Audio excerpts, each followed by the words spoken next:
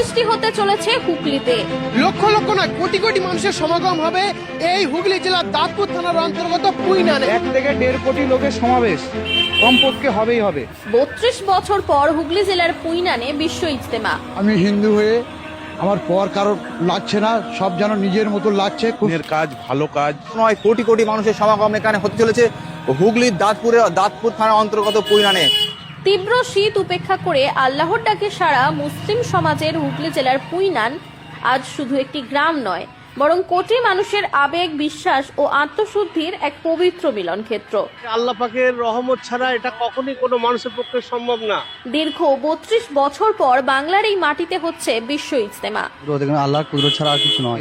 নিজে থেকে ভাগ্যবান মনে হচ্ছে। যা মুসলিম সমাজের কাছে শুধুই একটি ইজতেমা নয়, বরং ঈমান জাগরণের এক মহাসঙ্গম।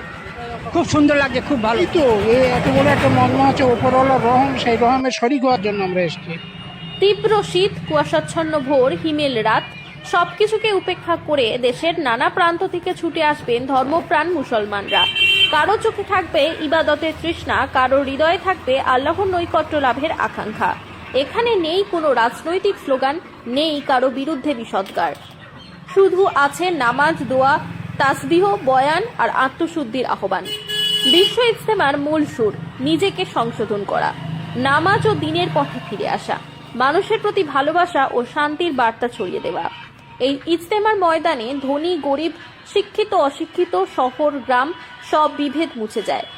সবাই এক কাতারে দাঁড়িয়ে নামাজ আদায় করেন, একসঙ্গে আল্লাহর কাছে ক্ষমা চান। এখানে কেউ কাউকে ছোট করে না, কেউ কারো শত্রু নয়, সবাই শুধু আল্লাহর বান্দা। বিশ্ব ইজতেমা কেবল একটি ধর্মীয় জমায়েত নয়, এটি শান্তি, সংযম, মানবতা ও ভ্রাতৃত্ববোধের জীবন্ত পাঠশালা। যে সময়ে বিশ্বজুড়ে বিভাজন, হিংসা ও বিদ্বেষ বাড়ছে, ঠিক সেই সময়ে পুইনানে এই ইজতেমা মুসলিম সমাজকে মনে করিয়ে দেয় ইসলাম শান্তির ধর্ম, ভালোবাসার ধর্ম। ময়দানে কিন্তু কোটি কোটি মানুষ কিন্তু আসবে বিশ্ব ইজতেমায়।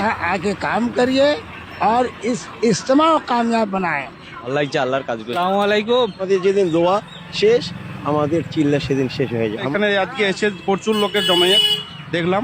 আল্লাহকে পেতে গেলে তো আল্লাহর রাস্তায় নিজেদেরকে মুজাহিদা করতে হবে। আলাইকুম, আমরা এসেছি মগরহাট থেকে, এসেছি হালকা থেকে। বহুত আচ্ছা লাগা यहाँ पर। উত্তর বারাসাত থেকে আমাদের ইস্তেমার জন্য, বিশ্ব ইস্তেমার জন্য খুব ভালো লাগছে। বহুত কোটি কোটি টাকার মানে খরচা হচ্ছে। আমরা মাটিয়াবুজ গার্ডেন নিচে আয়ে হ্যাঁ। সবাইকে আমন্ত্রণ জানানো হয়েছে, সবাই যেন আসে। ব্লক থেকে আমরা এসেছি।